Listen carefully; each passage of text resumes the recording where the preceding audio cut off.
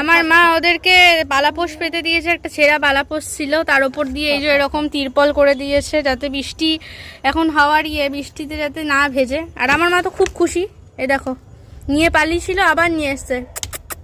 Choco হ্যাঁ ঘুমাচ্ছে এখন মায়ের কাছে। দেখো মা আর ছেলে। তাহলে তোমার তো খুশি, আবার তোমার ছানা এসছে ফিরে আবার। হ্যাঁ এর আগের দিন ভিডিও করেছিলাম, ও দেখেছে ভিডিওটা কোথার থেকে দিয়েও আবার এসছে, আবার নিজেই নিয়ে আসছে।